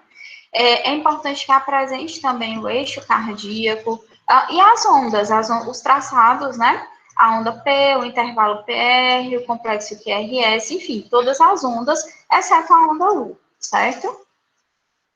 Então, para a gente falar um pouquinho do ECG, do histórico do ECG, foi uma forma de identificação desse traçado elétrico que foi descrito há mais de 100 anos por um pesquisador chamado William Einthoven, né? Então, o eletrocardiograma, ele se popularizou como o primeiro exame de abordagem ao cardiopata por N fatores, mas o principal deles é por ser simples de ser feito, ele não é invasivo, ele tem um custo relativamente baixo, né? Se a gente for comparar com outros exames que precisam ser feitos no cardiopata, que podem ser feitos, e ele tem uma fácil execução. Fácil execução quando a gente estuda e já domina, né? Mas para início ele não tem uma fácil execução nem uma fácil leitura. Mas como vocês estão aqui nesse curso, né? Amanhã vai ser também um dia muito importante, vai ter um especialista conversando sobre as principais alterações. Então, com certeza vai ser de fácil execução e leitura para vocês, né?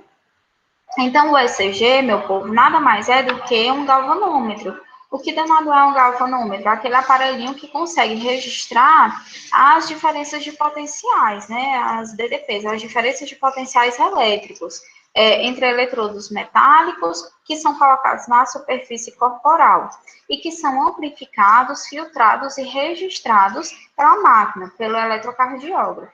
Ou seja, uma fotografia fidedigna dos fenômenos de despolarização e repolarização das células cardíacas, certo?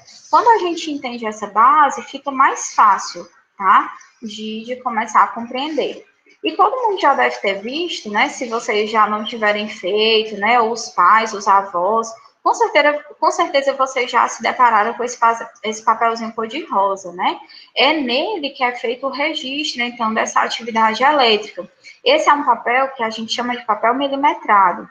E ele não tem esses quadradinhos à toa, né? Ele é quadriculado, é composto de quadradinhos menores até formar quadrados maiores, e cada quadrado desse vai ter um intervalo que vai mostrar tanto o tempo quanto a voltagem, né?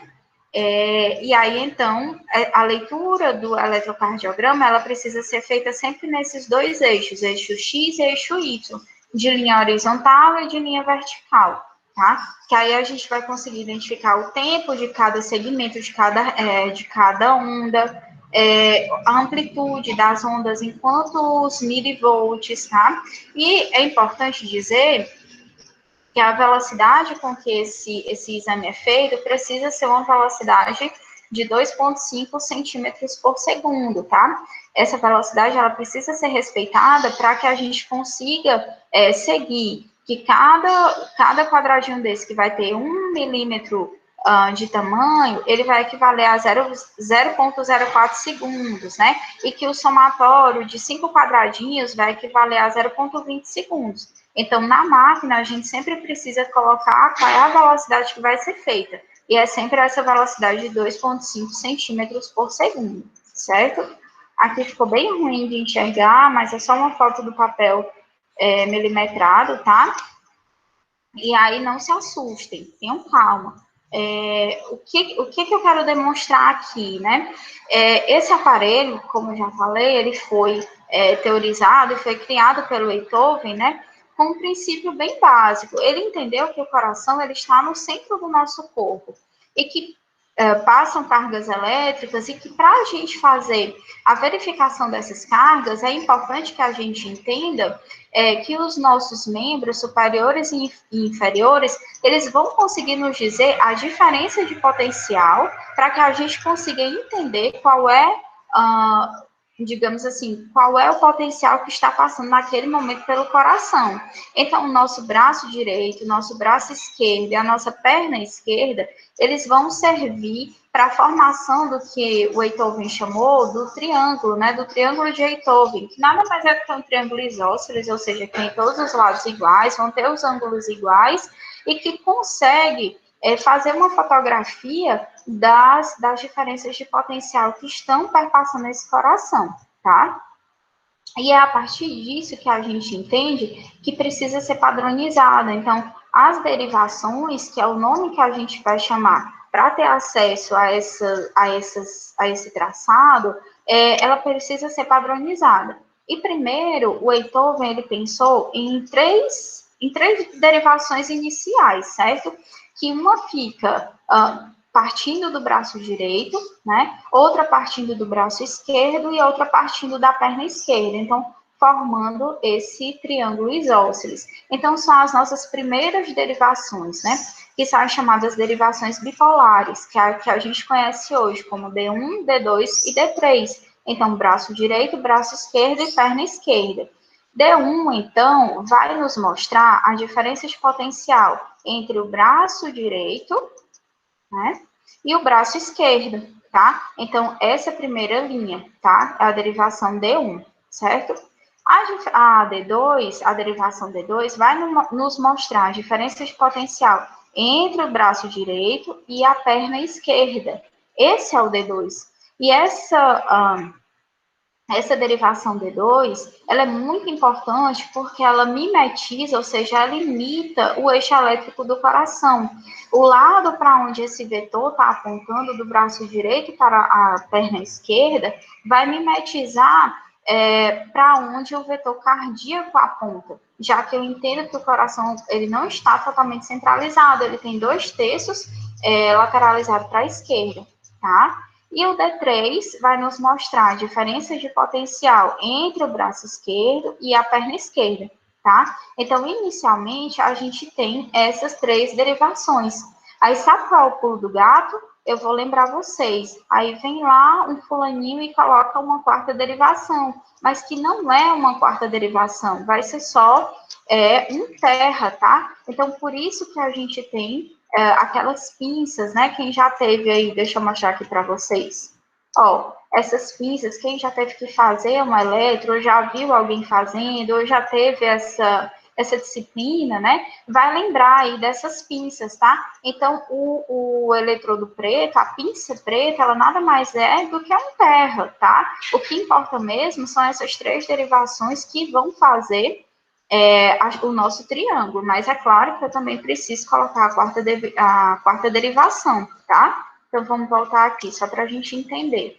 Então, essas derivações, elas vão nos mostrar fotografias desse eixo cardíaco. Então, eu olho desde o braço direito, desde o braço esquerdo, e olho o coração de baixo para cima. Veja, eu já tenho 3 fotos super importantes, né? E essas fotos é o que vai dar o nosso traçado inicial.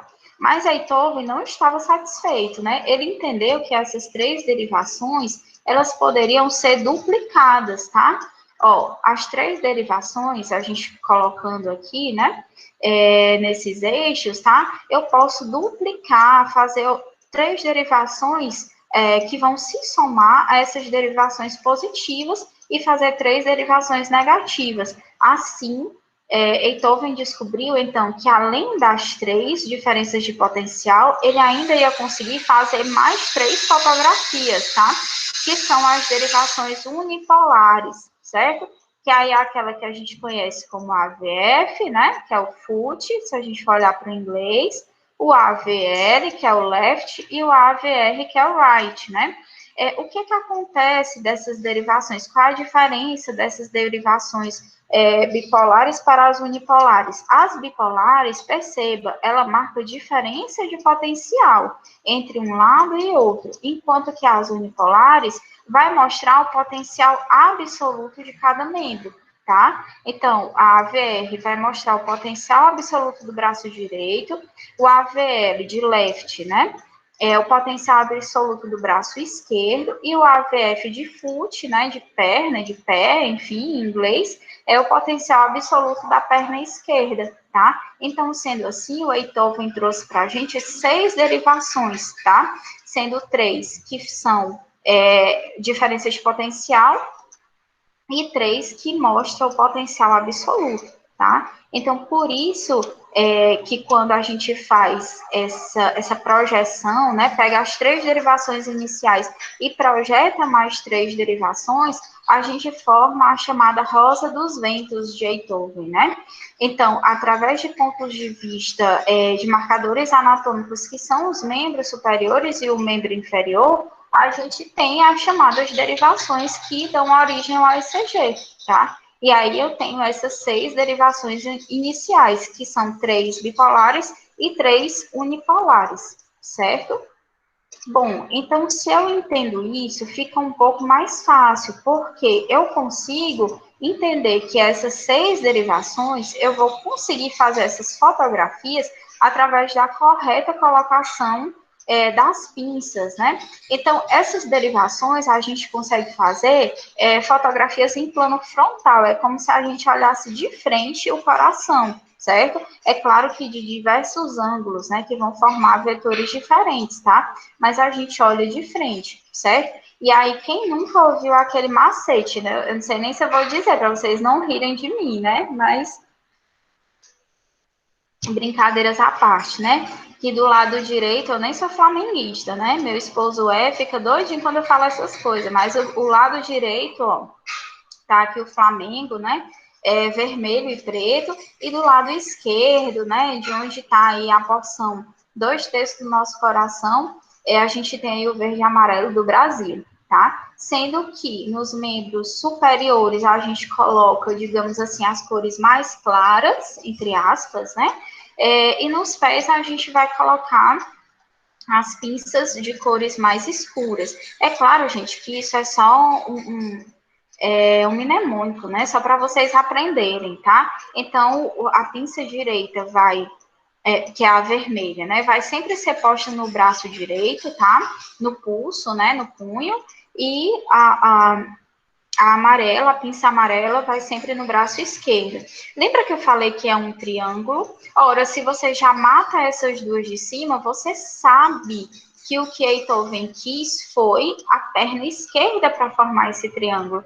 Então, a perna esquerda vai receber a pinça verde, tá? E a perna direita, para formar um terra, ele vai receber a pinça preta, tá? Então, essas são as 4 pinças que vão gerar as nossas 6 derivações de plano frontal, certo?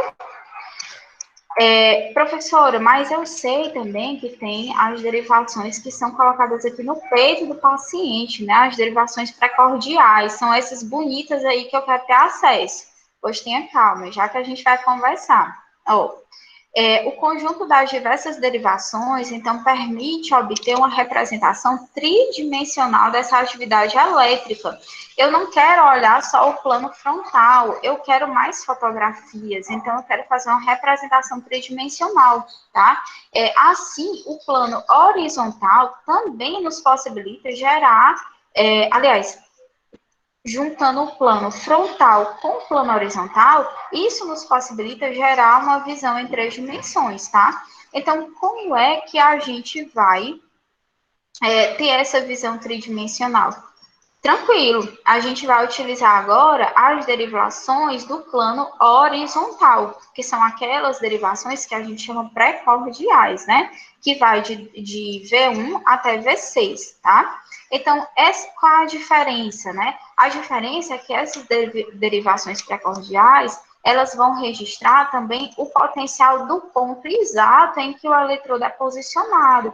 Por isso, a importância do correto posicionamento dos eletrodos. Se a gente passa um ECG, né, se a gente roda, digamos assim, um ECG com essas derivações precordiais em lados errôneos, errados, né, em regiões erradas, a gente vai ter um traçado que não é fidedigno. Da mesma forma que se a gente coloca as pinças de forma trocada, a gente nem consegue rodar o ECG, tá? A máquina fica sempre pedindo para que a gente faça a mudança, certo?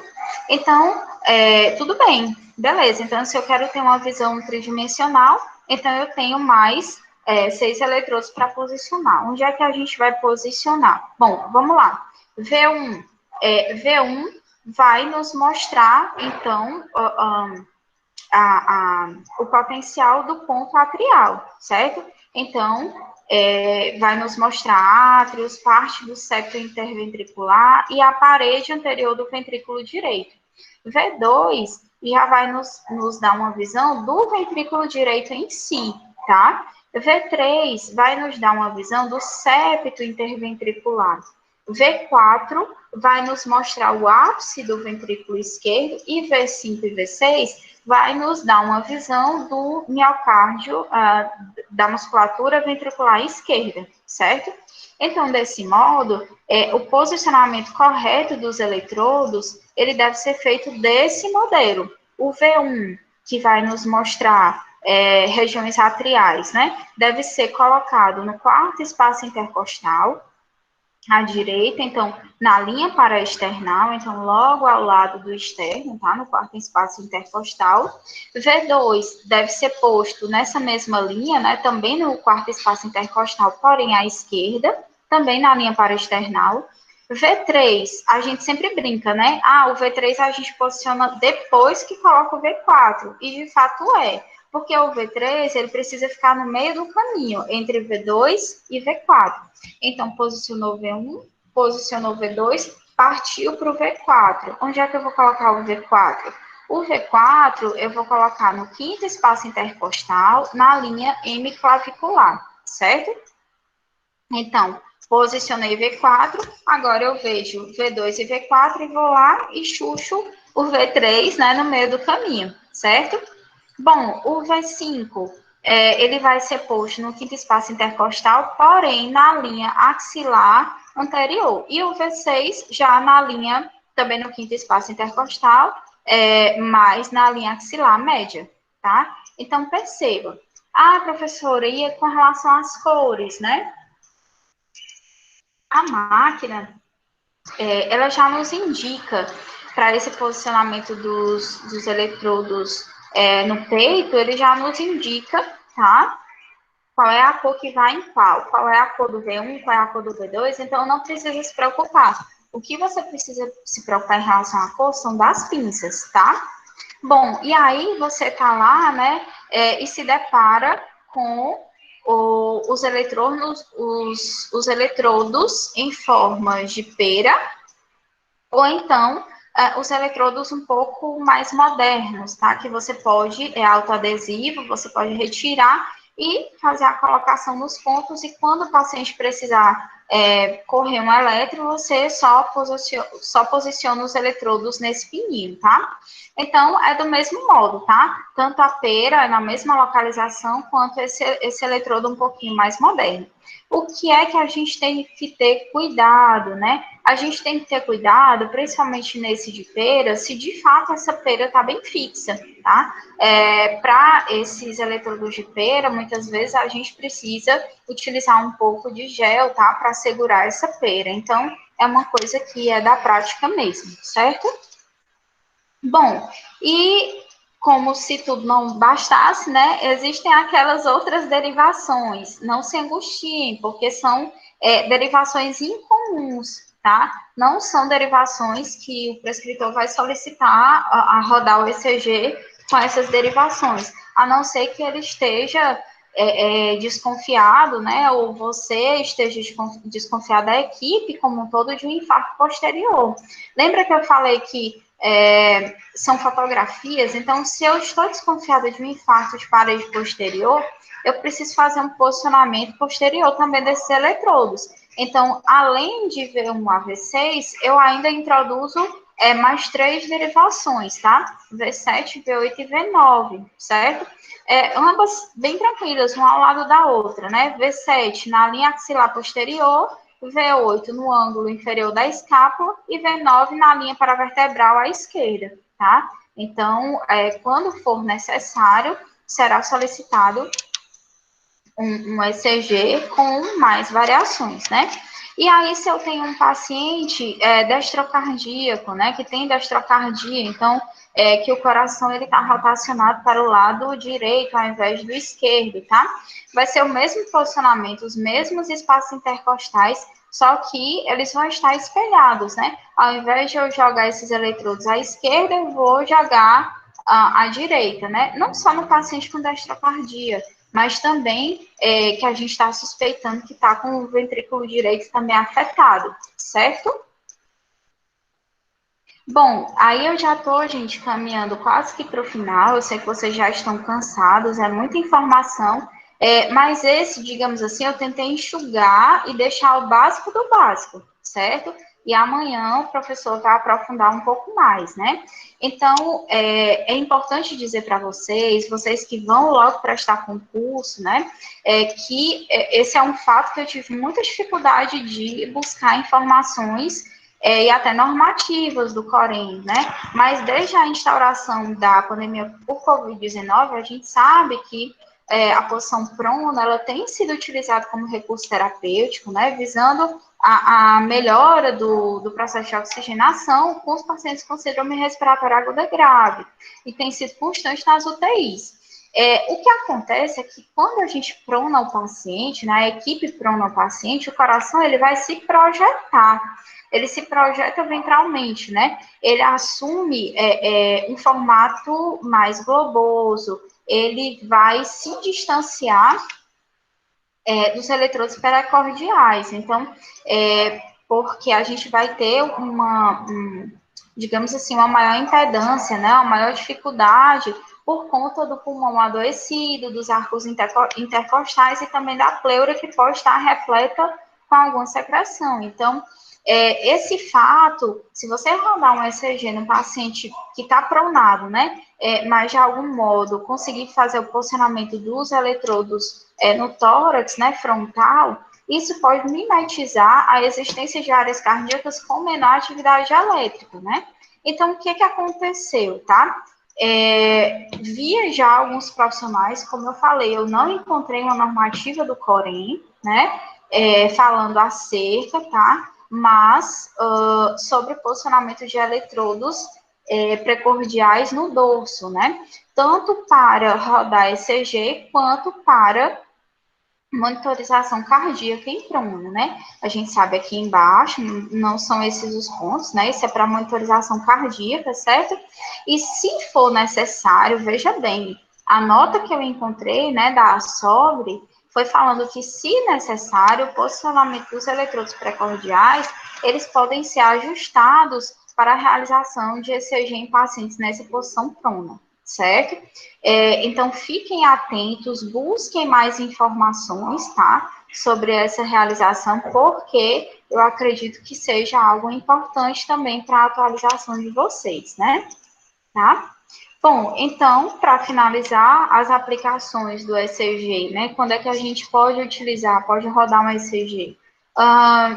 Isquemia miocárdica, suspeita, né, dessa isquemia, e para realmente, de fato, perceber qual, digamos assim, qual lado tem sido afetado, né, do coração, a grosso modo, infarto, também sobrecargas, hipertrofia arterial e ventricular, arritmias, efeitos de medicamentos, especialmente dos digitálicos, alterações eletrolíticas para perda de potássio, se a gente entende, né, que para que o impulso elétrico consiga passar, é preciso ter o que estava polarizado precisa despolarizar, e se eu tenho perda de potássio, então eu preciso ter certeza de que essa despolarização está acontecendo de forma correta, e para verificar o funcionamento de marca-passos mecânicos, né?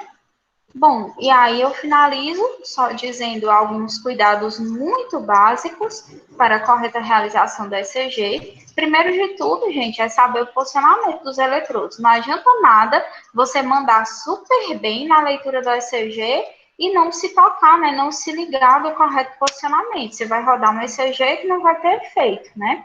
Então, primeiro, manter a privacidade. O seu paciente ele vai precisar ficar despido, né, da parte torácica.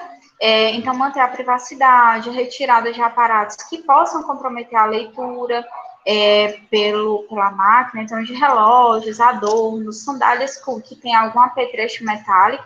Então, o paciente já deve estar em decúbito dorsal sobre a maca sem esses apetrechos, né? Estabelecer, obviamente, um bom contato com a pele, da pele com os eletrodos. Então, se verificar alguma sujidade, faz a limpeza primeiro para a colocação dos eletrodos, né? Senão a gente vai estar só desperdiçando, principalmente se for aquele eletrodo, aliás, aquela plaquinha autocolante, né, que a gente conecta o eletrodo. Se for necessário, tricotomia somente da área, tá? Onde vai ser colocado o eletrodo, certo? Limpeza da área para inserção dos eletrodos precordiais, calibração correta do aparelho, então colocação da caneta, e checagem da velocidade. Não esquecer o posicionamento correto das pinças, né? Desculpa aqui pelo erro também, né? Não separei. A perna direita é sempre o preto, né? Então fica mais fácil. Identificar, obviamente, o exame com os dados do paciente logo em seguida que a máquina roda esse exame, horário e data. O horário é super importante. Lembrar que o ECG vai ser uma fotografia. Toda fotografia vai ter data e horário. Se você pegar o seu celular e fizer uma selfie, você vai ter a data e o horário que aquela foto foi feita, porque isso indica muita coisa, né? Principalmente se a gente está lidando com um sujeito infartado, né? Para que a gente consiga acompanhar essa evolução, tá? Limpar o paciente após a realização e limpar o aparelho, organizar o aparelho, enfim. Bom, gente, aqui está um pouco da bibliografia que eu utilizei, não foi só essa, né? Eu posso até colocar o restante para deixar esse material com vocês. Deixa eu só, bom, agradecer, né? Muito obrigada pela atenção. Não é fácil, eu sei, deixa eu só parar aqui. Não é fácil tanta gente aqui junta, uma segunda-feira à tarde, né? Então, eu agradeço demais, Carolzinha, pelo convite, viu? Quando precisar, estou sempre aqui. Que é isso, professora, a gente que agradece. O convite foi feito, vocês estão vendo aí o porquê, né? Porque ela se garante. Eu tinha aulas com ela em semiologia, eu amava. E muito obrigada, professora, por estar aqui, por disponibilizar o seu tempo, a sua inteligência aqui no minicurso gratuito. Uma capacitação que, para mim, já é quase um curso, porque foi muitas coisas abordadas aqui, muito rica. E é só o primeiro dia, amanhã vai ter mais. Muito obrigada mesmo, viu, professora? A aula foi ótima. A gente fez a gravação da aula, depois a gente, com autorização, né? Vamos postar no YouTube para quem não conseguiu se inscrever e possa assistir, né? E é isso, pessoal. Muito obrigada também pela participação de vocês, pela interação aqui na sala. E amanhã tem mais. Na quarta-feira, relembrando, será as questões que fazem parte da nossa certificação. São questões que vocês vão conseguir responder pelas aulas mesmo, que eu estava prestando atenção na aula da professora, as questões estão bem condizentes com o que ela explicou. Então é isso, muito obrigada, viu, professora? Tenha uma ótima tarde e a frequência está aí no chat. Eu que agradeço, Carol. Um beijo, obrigada a todos, viu? E espero que nos vejamos em breve. Abraços. Com certeza.